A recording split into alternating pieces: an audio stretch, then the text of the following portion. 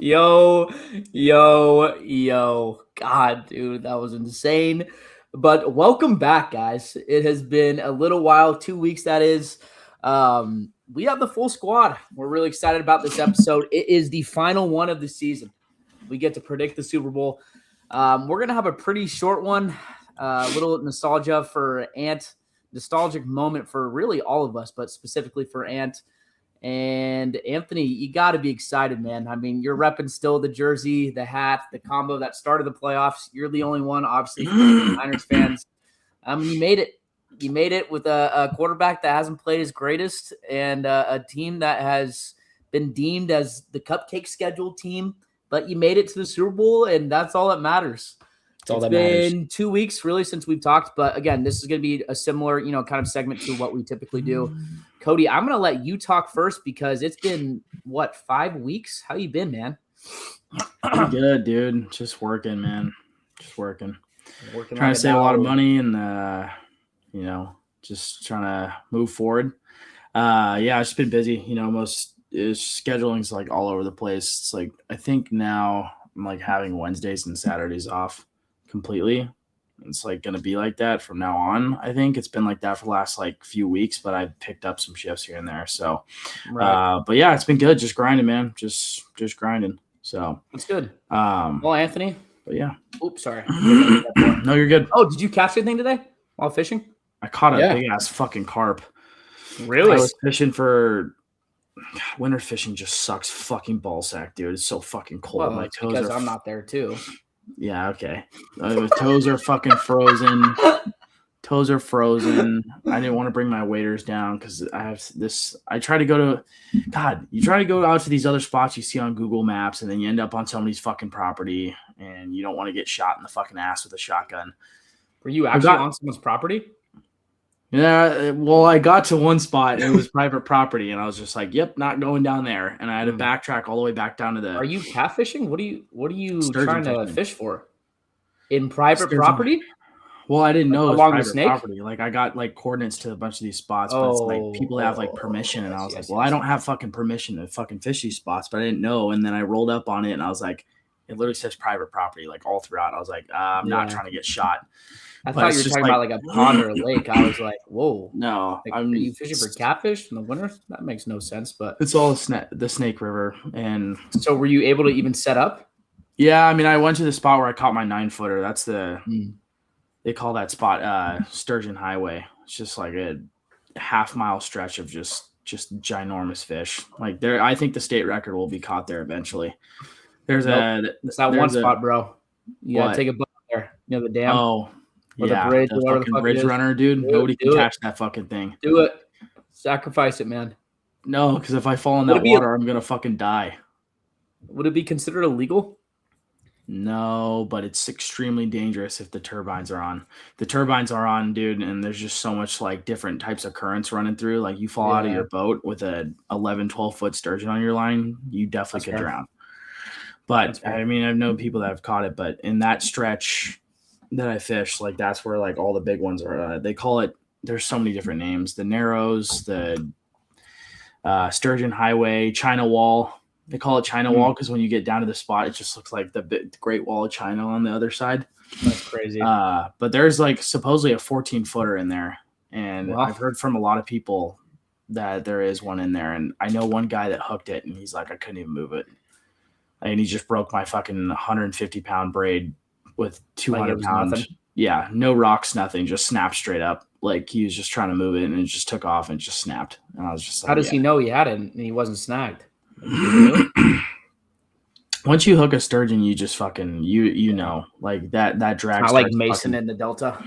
That was not a sturgeon. That was not a sturgeon. You had nothing, brother. He had the fucking you had nothing. The click rod, the click reel, the Zebco, which is a great, fantastic click reel. But I was just like, you're not. Was convinced he had something. We're like, he's like, it's got to be a sturgeon. I was like, dude, your pole hasn't moved, and you're just going side to side like this to convince us that your fucking shit's moving, and it's just literally snagged. You're just, like, bro, there it goes again. It's just the current moving. I was just like, it's not. You're stuck. You're waiting. Getting unstuck and stuck again, pal. Oh man! But yeah, I eventually got to that spot, and it's just a tough spot because you have to like park and walk. So I didn't like want to bring my waders, but I got down there and I hooked a 15-pound carp, and I knew it was a carp. I got it out and cut it up for bait, and then left the rest for a raccoon or a mountain lion or something. Cut up for bait? Mm-hmm. How big was he? Like 15 pounds, probably. Did he fight at all? Oh yeah, carp fights so fucking hard. I knew it was a carp as soon as I hooked him. I was looking for a sucker fish, but I was like, yeah, not like me, but yeah, on your fucking trout rod, and I'm snagged, dude. But my wrist hurt so bad after that. Yeah, no sturgeon, dude. It's rough fishing for them in the wintertime. December, January, the bite just shuts off, and as a bank fisherman, you can only do so much. February, it starts to pick up a little bit, but with the fluctuation in weather, it's just like the bite has just been. I've been getting maybe a few bites a trip, but then it's just like, dude, you're just out there freezing your dick off, and it's just like sometimes it's like not even worth it. No, and so I mean, it's tough too when Boise is just bipolar with weather. So yeah, I'm hoping that it starts to warm up completely. I mean, it's been pretty warm this week, but we'll see. But yeah, no sturgeon today. Well, I'm glad you had fun or attempted to. I'm sorry, yeah, I didn't catch anything besides carp. Anthony, what about you, man? How you been? Doing good. Over the weekend, went to McCall. It was a good time. Hung out with the Stewarts, my parents, Sean, Thana, McKinley, and Grant. Grant was there. That was a good time. And then we watched Brandon play against U of I. That was a good time. They ended up winning 10-1, which was good. Wow. Built ass. Yep. U of I is not very good. He did get a penalty though. He got a tripping penalty. Yeah, so nice. he made it on the score sheet. Just made it to the box. Nice. Yeah. Love to hear it. But yeah, no, I mean that's about it. Just doing our thing, keep on grinding, and just having fun when we can. That's about it. What about you though? Same old. Work is not the greatest. I'm not going to bore everyone with going into it, but I'm really excited to talk about this episode and really talk about the nostalgic factor that we have in our script here. We have an agenda that's pulled up, and there's some photos that I'm excited about. Whenever I see photos of Ant and they're either old or current, and it's either him with the string cheese outfit or they're current and he's stressed, I get excited, honestly. Okay. I'm a little aroused right now. I'm not going to lie, Anthony, but we're not going to talk about me. Let's talk ball. Green 18, red 48. Settle down. Wide 80. Set hut. We suck. We suck. Get rid of Belichick. Get rid of Mac Jones. Get rid of our entire fucking receiving core. You guys are 2-8. That's what I thought. 2-7, 2-8. It doesn't matter. We still suck. So Seahawks played the Ravens. Final score was 28-25. Geno Smith, 5 touchdowns, no interceptions. Anyway, not really much to write home about that game. Just right. This is. I don't think Jared Goff is a top 5 quarterback in the NFC. Wait, are you putting Justin Herbert over Jared Goff? Yes. It was like an interview for like a new podcast company. Called Brazzers. I mean, you could see I'm literally in the headquarters right now, dude.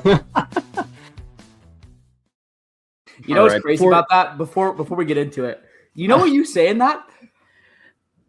Fucking 2-7, 2-8. It doesn't fucking matter. We still suck. Get rid of Belichick. Get rid of Mac Jones. Get rid of our entire fucking receiving core. And guess where the fuck we are now after we did that? Super Bowl, baby. Okay, but I will say, what did I say? It is insane that you said get rid of Mac Jones, and now Mac Jones is one of the hottest quarterbacks in the market, at least free agency wise. Right. Also, speaking about that, we didn't add this in the news, and we'll get to it, but I don't know if that was the only thing you were going to say, Ant, so I don't want to just jump into the agenda and ignore whatever. No, I mean that was pretty much it. I was going to say how funny is that years ago I was like just like we suck, we fucking suck. 3 years ago, man, what a rebuild! Seriously, for you guys, I mean that's pretty impressive. And here we are, still saying the quest for 6 and can't get it done. Anyways, that wasn't a part of the script; it just pissed me off. The agenda, pretty typical news. We're going to do a recap. I guess 2 weeks ago because we didn't do an episode last week. And then really we're just going to get into some nostalgic factor, like I said, with these photos and then Super Bowl predictions. But before we get into it, the news specifically, it's going to be really just about hirings and non-hirings and stuff like that. But there's a couple of things that are going on. The Pro Bowl, the NFC won like 66 to like 50 or something like that. No one cares. Dude, before we get into the news, the Pro Bowl is a joke. Get rid of it. Abolish it. Like, literally, we could be a Pro Bowler. Like, dude, both Shador Sanders and Joe Flacco were on the fucking Pro Bowl roster. How is that even a thing? They were both on the second worst. What are the Browns? Second or third worst team in the NFL. And they weren't even a starter for most of it. Oh, wait. I guess I'm sorry. Joe Flacco was on the Bengals. But either way, horrible team as well. And no, he was traded in the middle of the year. So, yes, he was on the Browns. I'm not going to get into it. It's a joke. Before we get into that, though, that reminded me, you said get rid of Belichick in the intro. Bill Belichick is not a first ballot Hall of Famer. Yes, that is fucking crazy. I don't care about the cheating scandals. That is crazy. He's the best coach of all time. He might be the best coach of any sporting event or sport in general. He's on the Mount Rushmore. He is. Here's my thing with that. Crazy. But at least they're consistent. At least the NFL is consistent. I will give them that. If you have any cheating, you typically are a first ballot Hall of Famer. I will say, though, in my eyes with it, he is the GOAT of coaches, at least in the NFL. I'll say that right now because I don't have the knowledge of it within other sports or anything like that off the top of my head. Yeah. I can't tell you those numbers. So I'll say right now just the NFL, right? But I think if you don't give Belichick first ballot Hall of Fame, I don't think any coach should. I'm just going to be 100% real with that. I don't give a fuck about those cheating allegations. I don't give a fuck about any of that. If you don't give him that first ballot Hall of Fame, no coach in the NFL should get it then. Just going to be 100% real with it because I think that is actually bullshit. Like, yes, he was great for us. When I said that in the beginning of that intro, yeah, I mean, it was just time for him to go. It just was, right? I'm not saying he wasn't a bad coach. I'm not saying anything like that because he was fucking fantastic. He's the greatest, right? But you just can't do that. Like, there's just no shot that they did that, and they did. So I personally think it's bullshit, and I don't agree with that whatsoever. And I know there's plenty of other people out there that would 100% agree with me on that. I think most people agree. And I was trying to look at the votes. I guess you need 40 out of 50, and he didn't get it. But I feel like I saw 36 or 38. He was like off by a very small amount. He was off by 6 votes. He was off by 6 votes. That makes sense. Yeah, 34 then. I mean, they're just being petty, dude. Like, yeah, fuck the cheating scandals and anything that you're fucking looking into that with. Yes, understood. He might have cheated. Yes, I mean, he was part of a couple scandals, whatever. Look at his resume. I mean, that's all you got to fucking say. Like, there's not one coach that's better than him in the NFL.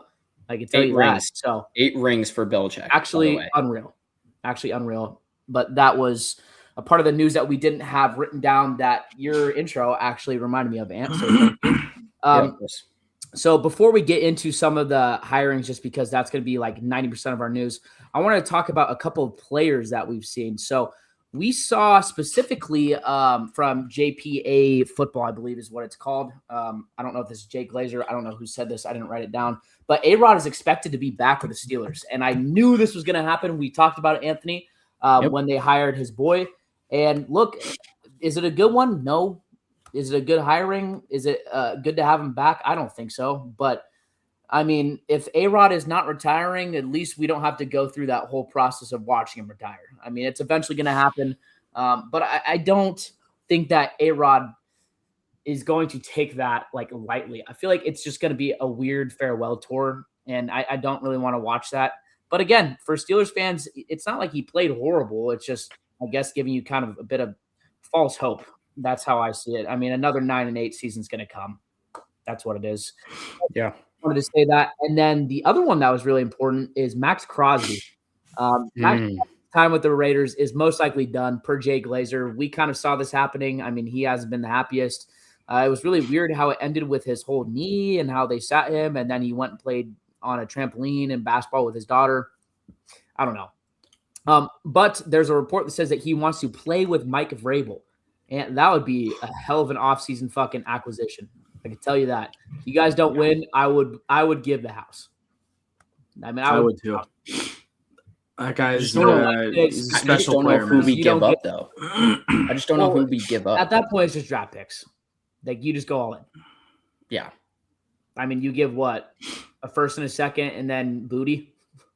I don't know if the Raiders need booty, but like realistically at that point, like it's draft picks. You go Raiders need everything. I mean, they need everything. And if you get to the point where, I mean, Seattle's offense line's pretty good, but if you get to the point in the Super Bowl where you don't put pressure on Sam Darnold, which hasn't happened, but if that's one of the main reasons, I would say, why the fuck not? Right. Like, you've done a great job in 3 years, completely rebuilding. Excuse me. There's a kernel still in my throat. Fuck. Pause. You've done a really good job in 3 years rebuilding with like really young players. Max Crosby's a vet. Dude, he would look good in the Patriots jersey. That's all I'm saying. That's all I'm saying. Also, the Niners would be foolish if they didn't at least try. Don't think the Raiders will trade to them or trade to the Niners, but we'll see. All right. Getting into all the coaches, and we've probably missed a couple just because it's been 2 weeks, and this is hectic for all the teams that are not in the playoffs or Super Bowl. But here are some of the main ones that we saw. The Jets are hiring Frank Reich as their new offensive coordinator. This is a good hiring. I like that for the Jets. However, that organization's fucked. I mean, it's just fried. Like, it all comes down to fried. I keep on saying it. It all with the Jets. It's not coaching. It's nothing of that. You need to focus on who's managing this team right now. And right now, their management is dog shit. And guess what? You guys are not going to go anywhere with the management you guys have right now. So have fun with another coach for another year and then on to a new one. So, I mean, it's just kind of nuts. Like, there's been a ton of quarterbacks that have come from the Jets and now are like decent and have had like the not reassurance, but like have had a different opportunity and completely taken it and done well. I mean, Sam Darnold, look at him. He's probably been the second best quarterback in playoffs. Right? I mean, that's been unreal. Like, that's crazy to think that he was there. There's been other quarterbacks. Look, that's just a shit show place. It's a shit show place, and they're going to be bottom 10 for a while. I think it's a decent hiring, but we'll see. The Vikings are firing their GM, Kusi Adolfo-Mensah. I hope that I said that right. I apologize if I didn't. And I think that's the right move. I mean, it would be foolish to fire anyone in that coaching staff. They have probably the best coaching staff besides the Chiefs in the whole NFL. I mean, they have both dogs at both sides. So I think that's the right move. I heard some weird things that he like took like paternity leave for his wife and didn't really communicate well, whatever. I don't want to like speculate, but I think that's a good move for the Vikings. And I've also heard that him and O'Connell were not in sync with their pick with JJ. Hey, don't blame O'Connell because I never thought that JJ was good, but who am I to judge? Former Chiefs offensive coordinator Matt Nagy is now becoming the Giants' new OC. I like that, dude. I like that a lot. I think that's great, dude. The Giants are going to be sleepers. They're going to be a sleeper wildcard team. They're going to be coached really well with Jim Harbaugh. They have a lot of young players that are going to come back, hopefully, from injury. And that defense is going to be legit. It's going to be fun. They're going to be fun. Yep. They're going to be fun. The Ravens are hiring Bears Declan Dial as their new offensive coordinator, and the Bills are hiring Jim Lenhard as their new DC. Don't really know too much about these guys, so I won't speak too much, but I think the Bills getting a guy that kind of replaces McDermott, because McDermott is a defensive head coach, is good. Now, I don't really know who he is, and I don't know where he really came from. Did we have that? No. So I'm not going to give my judgment and act as if I know what the fuck's happening, but that's it. The Raiders are expected to hire offensive coordinator Clint Kubiak as their new head coach. I'm like 50-50 with this, man. Clint has had an offense that has rolled at times and has been very stagnant at times, like very. And he's going into a season next year where he has better offensive weapons overall, I think, younger at least, with the Raiders than he does with Seattle. Now, offensive line, huge deal. Quarterback, huge deal. However, they might be better with their young talent than Seattle is. I mean, overall, I mean, they got Ashton Genty. They have Brock Bowers. They have a couple guys, wide receivers-wise, that are coming back. They could be decent. That's all I'm going to say. That could be a decent hiring. The Cardinals are hiring Mike LaFleur as their new head coach. I like this. Kind of sucks that it's in division, but I do like that. I think that's a good one. I believe he was the Rams OC, so that's pretty good hiring with how they did this year. And then the 49ers, the last piece of news that we have, are hiring Raheem Morris as defense coordinator, and him and Kyle Shanahan get to meet again for, I believe, the third time in their career. kind of crazy. They started as Buck assistant offensive coordinators and assistant defensive coordinators. And then they were coaches in Atlanta together, and now they're going to be coaching together with the 49ers. I like that hiring. It scares me a little bit because Raheem Morris as a defensive coordinator has never coached a top 15 defense. But I think obviously him and Kyle get along, and that's like Kyle's main thing. If you fit the system, you can work with Kyle Shanahan. If you don't, you typically are either put into the dog park. That's not the right word, the dog pound, or you are fired when you have a top 3 defense, such as Wilkes was. Yep. That's really it with news. I mean, I don't really know if you guys have anything. Not really the most exciting pieces of news. Is just kind of off-season stuff. I think it'll be really interesting what happens once the off-season kicks off and we get to see some of these players, such as, I guess, Crosby, get traded if he does. But moving on, AFC and NFC championship recap. First week, pretty good, not gonna lie. 5-1 for wild card, 2-2 for divisional, 2-0 for championships, and 9-3 so far for predictions. I would say that's pretty successful. I mean, that's a 75% rate. You can't really ask for much more. So far, I believe it is. I'll do the math. Yeah, 75%.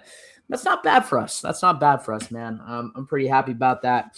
I don't know how we're doing since like the beginning, just because that changed everything and that's kind of fluid. But Sunday, 2 Sundays ago, Patriots at Broncos, 10-7, and kind of a sluggish, wild fucking weather game. Didn't expect that much snow, and then it just dumped. And it was crazy. And Rams at Seattle in one of the games of the year, 31-27. Unfortunately, Seattle won. And unfortunately, the stadium didn't explode like I wanted it to. But we can talk about both these. I'll talk about the Rams in Seattle first, and then I'll let you kind of talk about that, and then we'll segue into our little nostalgic moment here. But Rams at Seattle, I mean, I'm not going to lie to you. It was not my bingo card for Sam Darnold to outplay Matthew Stafford. Not saying Matthew Stafford played bad at all. He played great. Dude, Sam Darnold was damn near perfect. I mean, that was fucking unreal. I'm gonna give props when props are due. I've been shitting on him for a really long time, saying that he's gonna see ghosts in the playoffs. He's gonna turn over the ball. He hasn't. And if he wins the Super Bowl, I will completely shut my mouth. That's all I'm gonna say with that. Man, what a fucking game. I mean, the Rams kind of threw it too. I'll say one thing about it. They had the chance to win. Both the teams had a chance to win every single time, and it just came down to it. You want to know why? I'll say it right now. I'll tell you right now why the Rams lost. 2 words. You guys guess it? 2 words. ST. Special teams. Yeah. That is why the Rams lost.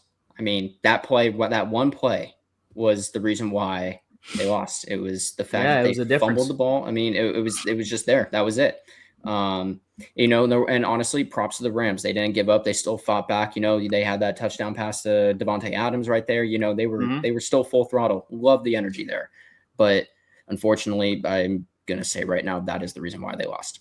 I mean, yeah, it's tough. I mean, it was really bad all year. I think they were ranked in probably the bottom 10 of the league in special teams. They fired the head or the special teams coach, at the end of the year, maybe in the playoffs. I can't really remember when they did, but they did, and it didn't get better. I mean, it was bad for the couple playoff games that they played in, and it was really bad with that fumble. Jeez Louise. That was so embarrassing, by the way. I would be so embarrassed. Yeah. How do you even get to that position? Anyways, that's beyond me.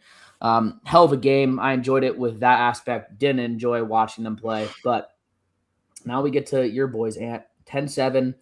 Jared Stidham came out fucking firing. Gonzo got burnt.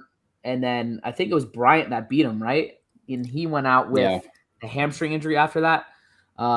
Really weird start to the game. It was almost they underestimated Stidham. And he came out firing. I'm not going to lie. He looked fucking perfect at first. Then the weather started to get bad, and the Patriots kind of settled in, and then a couple missed field goals, and you won. So, Ant, I'll let you speak on it. Wouldn't have much more to say. I can give quick little brief of what that game was about. First off, you said, we were underestimating Stidham, and I can absolutely guarantee you that that's kind of what was happening. But at the same time, though, right? What do you do before you start playing your opponent? You watch film. There's no film on Jarrett Stidham. There's none, right? No. Like, that's tough. Unless you don't know what. Yeah, exactly. And even then, you're going to be like, it's preseason, right? So that's tough, especially to judge a quarterback on his movement and everything like that. And you can't go back 3 years ago back to his very first start and go, oh, so he did this. No, it's a completely that was on the Raiders. It's a completely different system. It's a different person then. It's tough. I get it. That was my biggest thing too. I was really hoping that was going to happen, which it started happening in the first quarter. Shout out Jarrett Stidham though. You were playing good. You definitely were. You did. I'm not gonna shit on him. Like, I was not expecting him to play like ass either. I was like, okay, he's gonna come in.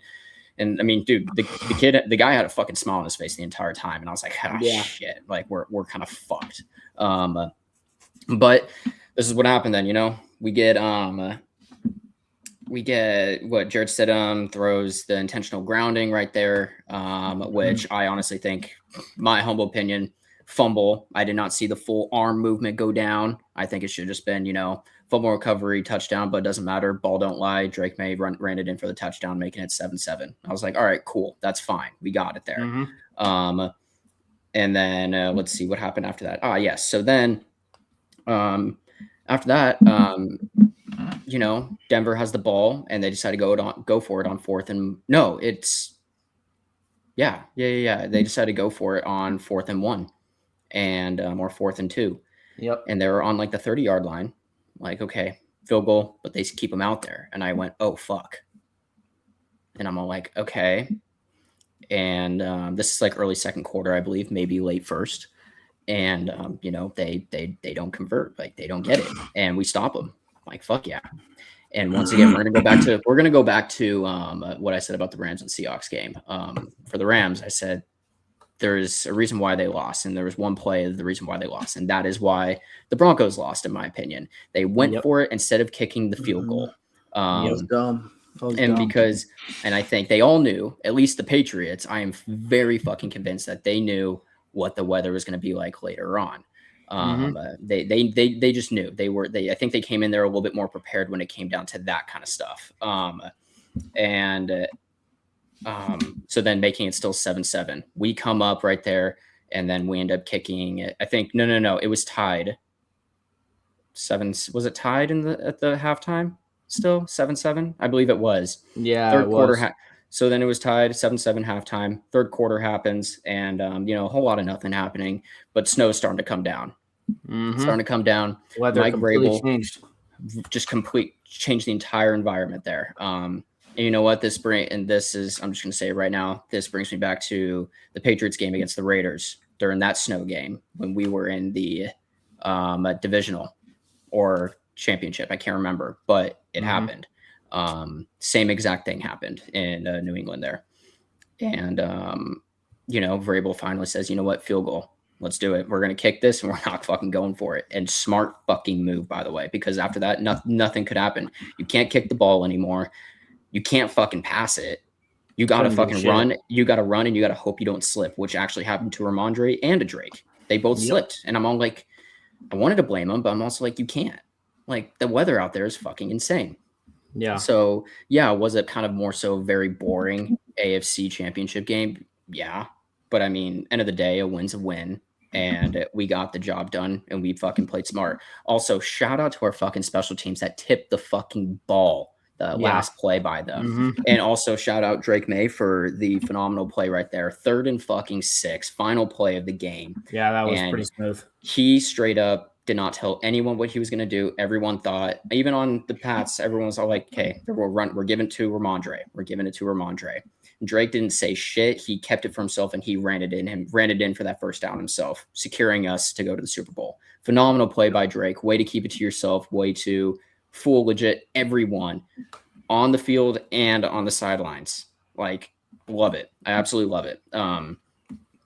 And yeah, that's pretty much my summary about that. And shout out, once again, Christian Gonzalez, he may have been a little bit sloppy in the beginning there, but man, he stepped up with that interception at the end against Steady. I'm like, fuck. Such a dog, dude. He's been such a dog these playoffs too.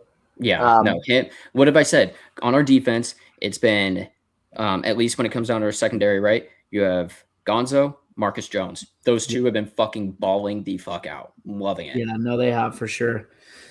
Gonzo's been a fucking beast, man. Honestly, I mean, he's been one of the defensive MVPs, if not the MVP of your team. But yeah, I mean, both definitely different games. I think both good games in their own right.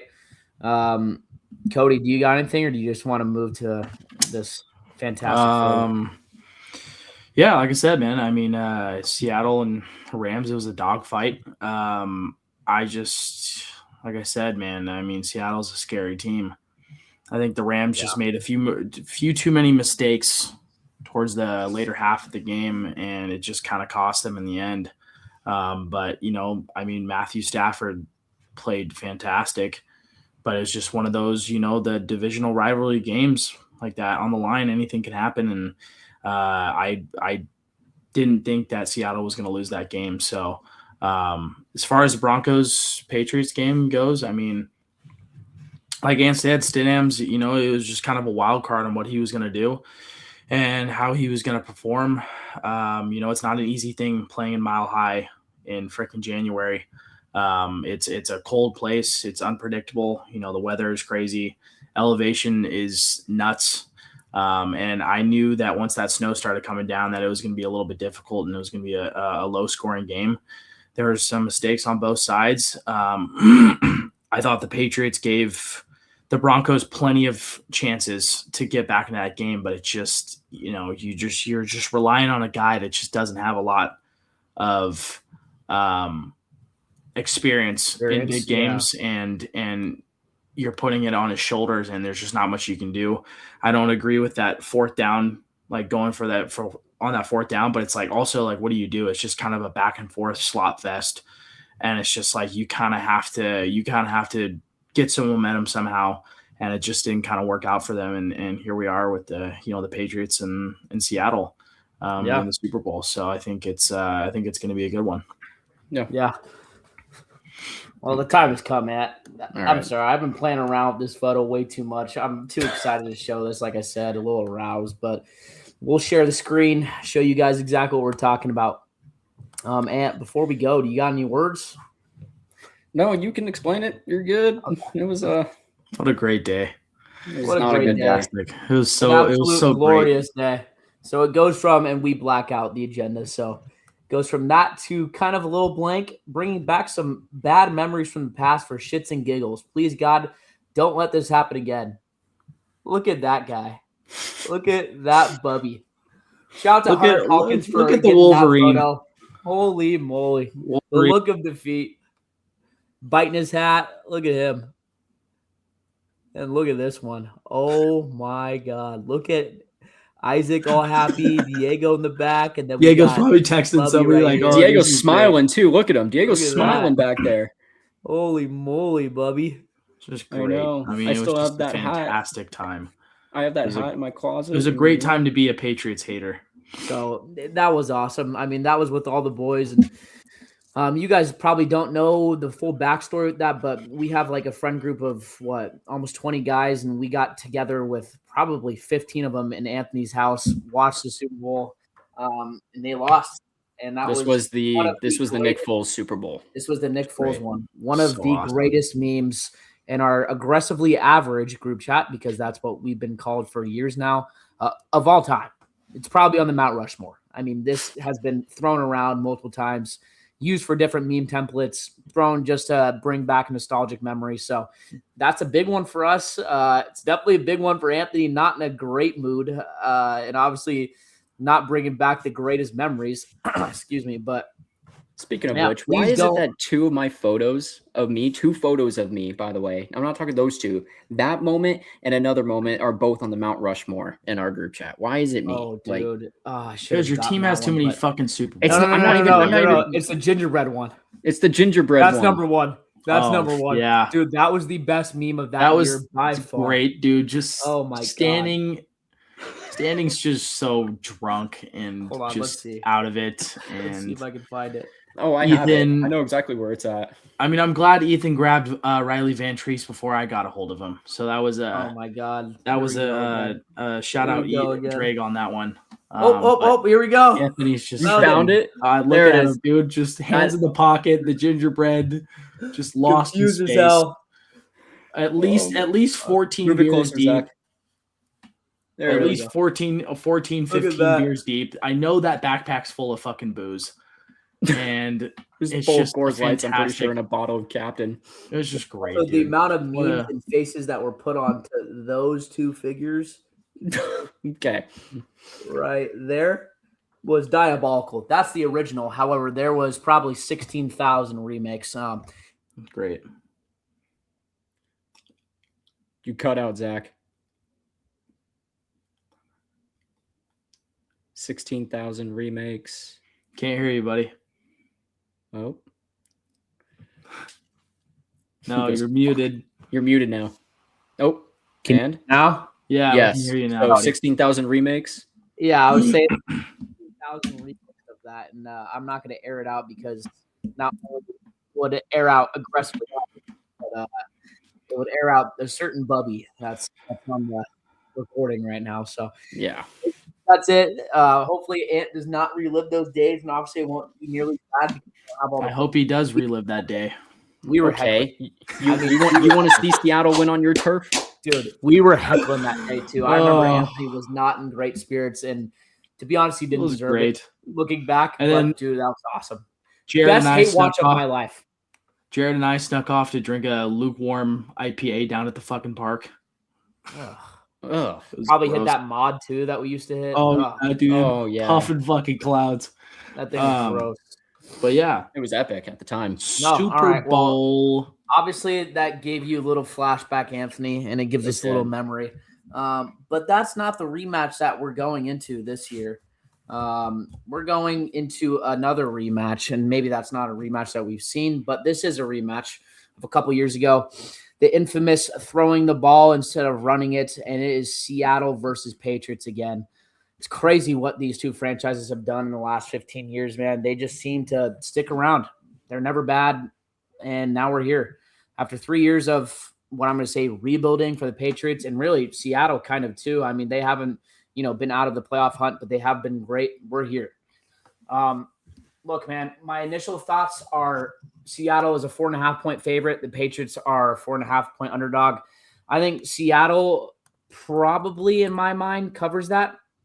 And I do think Seattle will win, but we'll talk about that in a minute. But again, I think it really depends on a couple of things. One, how well the Patriots defense plays, which they played great. And they have played, honestly, above expectations, in my opinion. And I think, Anthony, you could probably agree with that as well. And two, Drake May. Look, man, Drake May had an MVP-like season and has not had an MVP-like playoffs. And that is me trying to be nearly as respectful as possible. And it's been tough. It's been tough, I think, for Patriots fans specifically, because I think you blow out those teams if he plays any decent like he did in the Super Bowl, or not in the Super Bowl, but in the regular season. And we need to see that in the Super Bowl for them to win. And again, another one, it really comes down to who plays well at quarterback. If Sam Darnold starts to see ghosts and the Patriots defense is like they have been, it might be fucking crazy. It really might be. And then I do want to say this. And a lot of people I feel like are not really talking about this, but I think when it comes down to it, who is the coach that you would rather have in this situation? Mike Vrabel has won 3 Super Bowls. He has been here in this position. He's been here. Mike McDonald, the other hand, great coach, hell of a coach, dude. I think he's one of the better in the league. Young. Is he going to have his team prepared? We saw this with Witherspoon. Talked a lot of fucking shit. Got a 15-yard penalty. Kept the Rams in the game. That's the type of play in the Super Bowl that literally loses you a game. Could have lost them the season. He might have got cut after that. So there's a lot of aspects to this. But like I said, 4.5 points for Seattle. And the over-under is 45.5 to 46.5. It's going to be in Santa Clara. Let's see what the weather is going to be like. I don't think it's going to be bad, but yeah, it's supposed to be sunny and 67. Super Bowl 60 forecast. Let's see.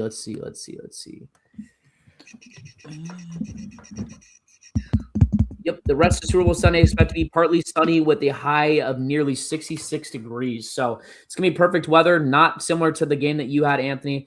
That's kind of just the preview of it. We're going to get into predictions and really just allow Ant to talk. So, Anthony, do you want to go through everything that you want to talk about, or should we go through our predictions first? I'll go through. Okay, I'll go through. Go for it, brother. There's some things I want to bring up, especially after our win against Denver as well. Shout out, of course, Patriots. Shout out to them. Love you, Drake May. Anyways, you got the spooky bear. Anyways, Okay. the Patriots are, after that win in Denver, by the way, first off, I just want to say that is the first win against Denver that we've had in playoffs. In playoffs as the first one we've had in Denver against Denver, obviously against Denver. So that's pretty awesome that we were able to do that. But on top of that, boys, the Patriots are now the first team in NFL history to reach 9-0 in a single season on the road. Really? The first team in the NFL history. We are the first ones. I did not know that. Mm-hmm. So what do they consider the Super Bowl? I don't know. I don't think it's in. They probably just have it in a separate probably category. like an asterisk. Yeah. But That's interesting, though. I did not know that. Good for you guys. I did not know that either. But yeah, no, super cool. Which makes me think, though, it's like if in 2007 with the undefeated record with Brady, how did that not happen then? That's what I'm really confused about. But they didn't have 9 away games. Because they added a game, so they might have been 8-0. But on top of that too, because this the addition of the game, this is probably the first time. Yeah, because it also, I guess, you're right, because it plays into the factor of playoffs as well, right? If that time, obviously, Patriots were the number 1 seed, they had the bye, and all their other games were at home, so makes sense. Got it. And we had one more away game when we faced Denver since they were the number 1 seed. Makes sense. Okay. Right. But on top of that, I kind of want to do a quick little comparison real quick on please do. On Brady's first Super Bowl and now Drake's first Super Bowl appearance. All right. I just want to give out a quick little comparison because it's actually crazy weird. All right. So similar starts to their career overall, Brady and May. Tom Brady made his first Super Bowl appearance in his second season. Drake May has also made his first Super Bowl appearance in his second season. In the Super Bowl with Tom Brady, he was a heavy underdog against the number 1 seed powerhouse coming out of the NFC West, which we all know is the Rams. Then we have this one in this Super Bowl. Drake May is a heavy underdog against the number 1 seed powerhouse coming out of the NFC West, which is now the Seahawks. To make it to the Super Bowl, Tom Brady had to beat AFC West team in dramatic snow that made the world question the Patriots. Same thing here. To make the Super Bowl, Drake May had to beat an AFC West team in the dramatic snow that would make the world question the Patriots as well. I think it's super ironic, super weird that it's just all colliding right now. Like it's so it could be. Because I mean, at that point, Rams had this damn near the same spread, same everything. It was everything. Rams were gonna fucking kill the Patriots, and then they didn't. The Patriots ended up winning that game by a field goal. Yeah, man. So I think that is kind of funny. I think that's very ironic that we're kind of in a way reliving the same thing right now. Something else I kind of want to bring up as well. I have it on my phone here, so I'm gonna be looking right here because I didn't want to type all this one out. But key matchup, I think, for this entire game. I think we can all guess it. It's JSN and Gonzo, Christian Gonzalez, right? I kind of want to just bring up some of Gonzo's stats right now. Because in our eyes, like realistically, who do we all think the best wide receiver is in the NFL? Just give me like your top two. Not JSN. Give me one. JJ. Justin Jefferson. And I'd say Justin Jefferson, Jamar Chase, JSN, or Puka, JSN. Okay. That's how I'd rank them. Okay. So here we go. And this is just going to be against a couple wide receivers here. Jamar Chase. So this is Christian Gonzalez covering these receivers, right? And in their games. Jamar Chase, 3 targets, 3 receptions, 15 yards allowed, no touchdowns. DK Metcalf, 7 targets, 4 catches, 2 drops, 27 yards, no touchdowns. Garrett Wilson, 9 targets, 5 receptions, 33 yards, 1 touchdown. AJ Brown, 47 yards, 4 catches, 19 routes as well, no touchdowns. 19 routes against Gonzo? Mm-hmm. So he shadowed him. Yeah. Tyreek Hill, 0 yards, 0 catches, 1 interception, 17 routes. Jesus. Come on, Tyreek. So this is actually an interesting stat. So the opposing quarterback passer rating when targeting Christian Gonzalez this postseason has been 39.0. This would be the passer rating if the quarterback spiked the ball on every play. A 39.6. I love that. That's pretty hard. This is Christian Gonzalez when he's covering Waddle. 17 yards, 3 catches, 4 routes, no touchdowns. This is Christian Gonzalez when he's covering Devontae Smith. 22 yards, 2 catches, 11 routes, no touchdowns. He's locked down, and he's been even better in the playoffs. Yeah. So I'm not saying, this is not me saying that Jason's not going to do anything, because he's still going to do something here. But I think the point I'm getting across right now is that Gonzo's going to be against JSN. Everybody knows this. That's what's going to happen. I don't think JSN though is going to have the game. He's not going to be playing the kind of game that he's normally been going up against or normally been playing in this postseason. I think it's going to be very mediocre performance by him. I don't think it's going to be great. I don't think it's going to be bad, but it's going to be extremely mediocre. Right. And I think key thing is defense continue to do what they're doing. Right now, they are playing like a top 5 defense. I'm not saying they are. They're playing like one, though. They have been all over the ball against in the NFL for the playoffs. Yeah. I don't think that's a questionable thing at this point. I mean, you look at the stats, they've been crazy. Yeah. They've gone band for band for 3 top 10 defenses. And we'll go band for band again if they do against the best defense. Right. And then another thing, too, I want to bring this one up, too. So, and just a reminder that with this whole thing here, if this will load. Okay, here we go. So the defenses faced by the Patriots in playoffs, right? We first had the Chargers, who are ranked 5th. We then had the Texans ranked 1st. Broncos ranked 2nd. Now we're facing Seattle, who is ranked 6th for their defense.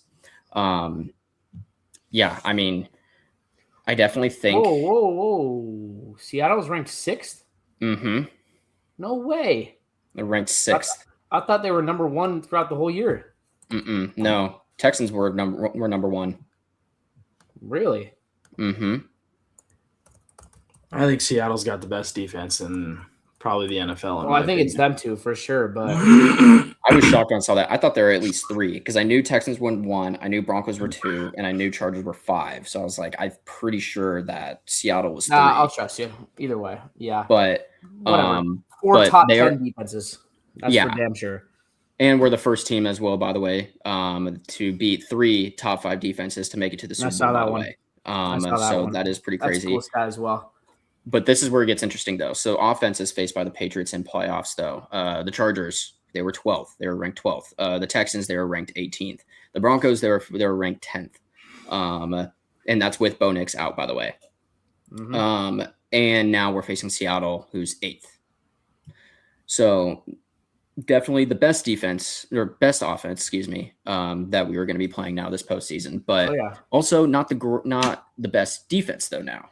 Right. Yeah. Just out of top 5. I definitely think we can do it. If defense can just step up, I definitely think we can do it. But then again, Zach, you said it earlier. You made a point. Drake May. Yeah. I mean, hold on to the ball. It comes down to a lot of things. He's got to hold on to the ball. And it comes down to another thing too, which I have said this entire postseason so far. Block for Drake. Most of the shit that's been going down with Drake when he gets sacked of any sort like that, it has not been on him 95% of the time. Right. I'll even go 90 to be even generous. 90% of the time has not been on Drake. It has been purely on blocking. And I'm talking to you, Will Campbell. You got to block. You got to fucking block for your guy. What happened to your fucking speech in the beginning? I will fight and die to protect my quarterback. Brother, you got to fight and die just a little bit more, all right? Yeah, I mean, needs to die. No, he's got to die if they want to win this game. I mean, and this is probably the delusional part of me talking just a little bit right here in this little part, but I think they could. It's definitely not. It's not they impossible. For sure could. That's why they're here. Like I can see it happening, but if I was a betting man, I would bet on the Seahawks winning it. Yeah. But at the same time, I'm really hoping Vegas calls and they go, "Hey man, we don't really want to pay all these fucking guys who have bet on the Seahawks. We're gonna run some shit up. Yeah, we're gonna have the Patriots end up winning this, and I'll be so fucking happy." Yeah. But I mean, I think you alluded to it. There's a couple of major matchups that I think will either end up winning the team the game or losing the team the game. And I think the first one you mentioned was Will Campbell. Will Campbell against that Seattle defensive front. You better fucking come to play. That's all I'm saying. Here's the thing. He's gone up against defenses too that are in the top 10 at least. Yeah. And he's done fine. Like this is he's done fine. Been great against the run. He's been struggling against really good pass rushers, which Seattle doesn't have like a super good pass rusher like the Broncos do or like the Texans do. So I'll give them that. Right. But that's the first matchup that I think about. The second one would be quarterbacks. I mean, again, they're not facing off against each other, but that's a huge one. JSN versus Gonzo is a big one. And then just coaching. Yeah. I think those are the four major ones. And look, we can give our predictions now that we've kind of talked about it. Cody, I'll let you talk about whatever you're thinking with predictions as well. But 4.5 is a weird line, dude. And I don't think we should predict that. I think we should just predict the winner. And unfortunately, I think that Sam Darnold is going to be raising a Lombardi in our stadium. I think Seattle is going to win. I don't know if even this is going to be a good game. And I don't know like where my head is with this. Like, I don't know if it's going to be high scoring, low scoring. I don't know if it's going to be a blowout. I don't think it's going to be a blowout. I think it's just going to be like a weirdly boring game. Like that's what my guts tell me, like 27-21 type shit. And it's just like not really fun. And like either team is going to win because of some weird thing that happens. I don't know. I'm not like really confident with this. But I think Seattle's going to win. And if I was a betting man, I think I would bet the spread as well for Seattle. I think they'll cover. Cody? Yeah, I'll just go into it a little bit here. As it pains me to say this, being a Niner fan, but I just think Seattle's going to win that game. I just think they're a more well-rounded team overall. I mean, JSN, that guy has done some stuff that I haven't seen some guys do in the post. I mean, he is just head-tapping dudes.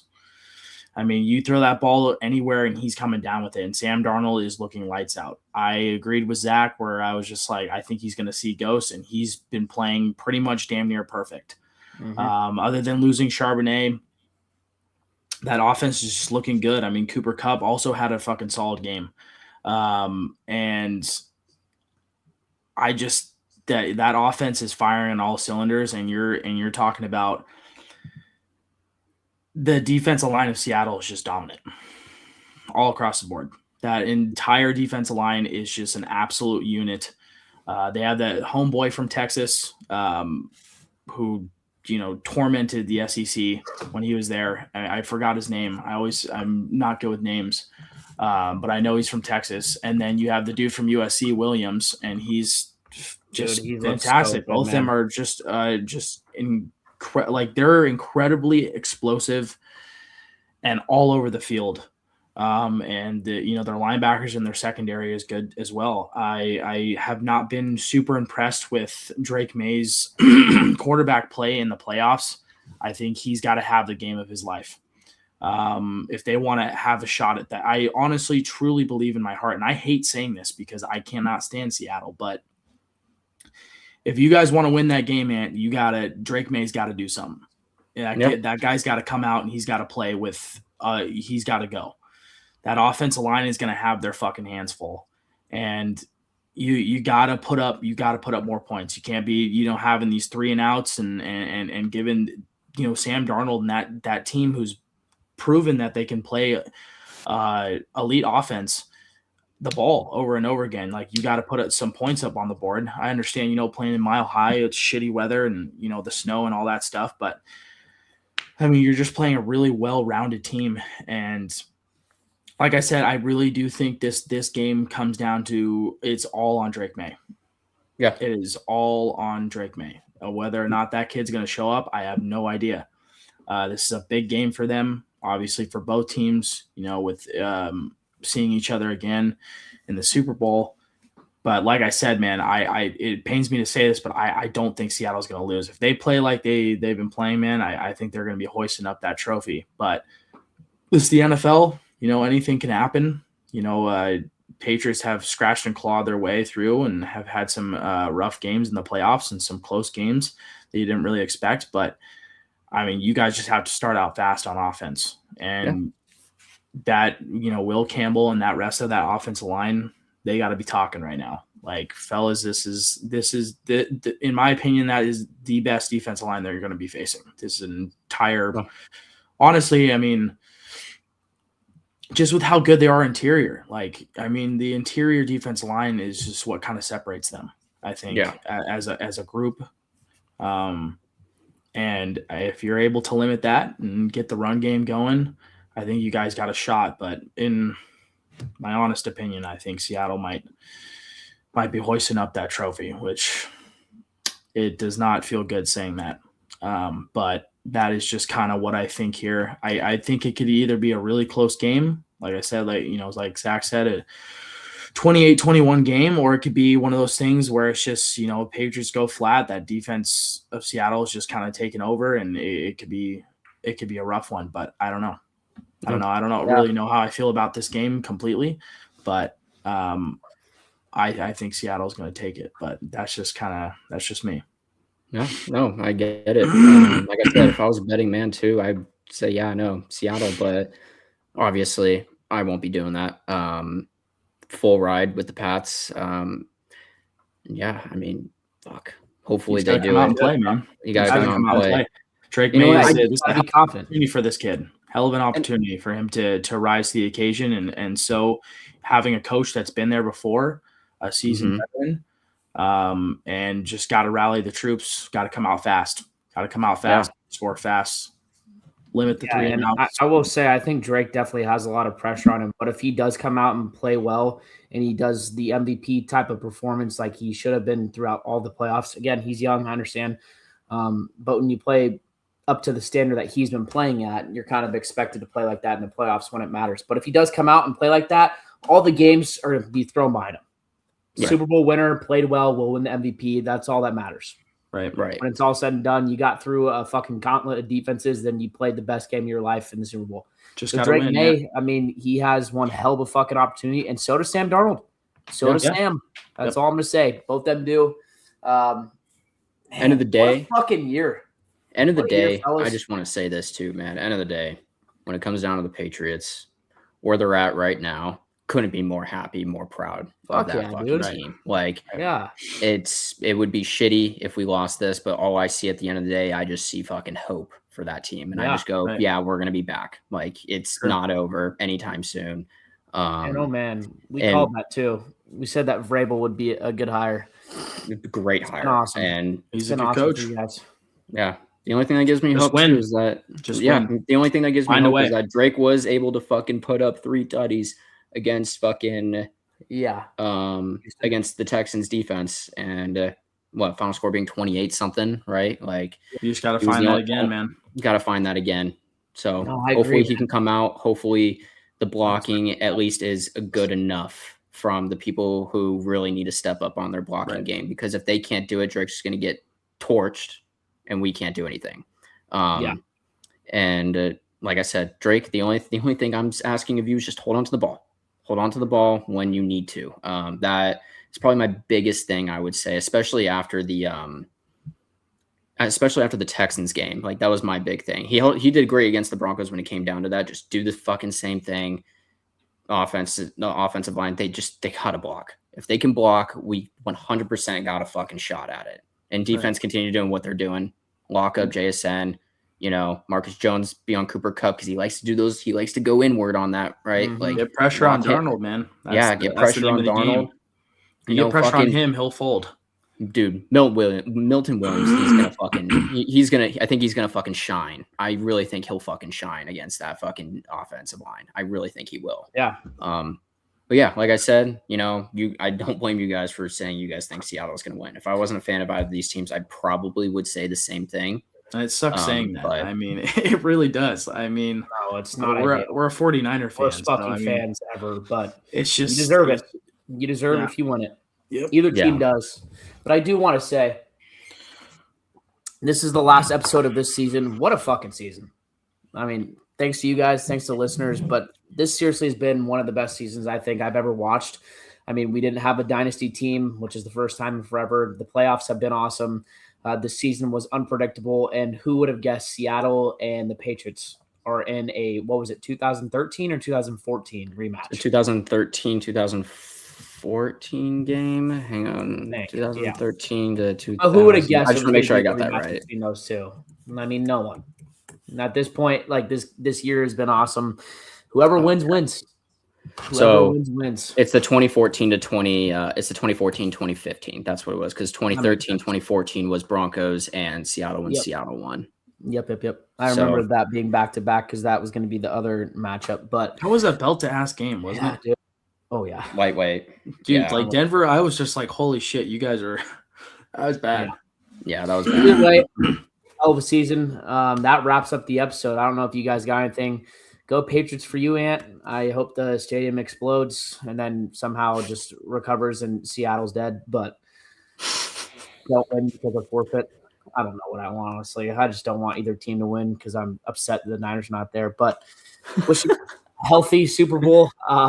And I'm rooting for you. I'm going to be honest, Ant, I'm rooting for you. I don't want Seattle to win. So I appreciate the support. Go Drake May. Go Will Campbell. Drake May lover. We love you. Please shout out Drake May lover. Comment, and we'll see you guys potentially next week after we make up a plan. If I don't kill myself. Peace.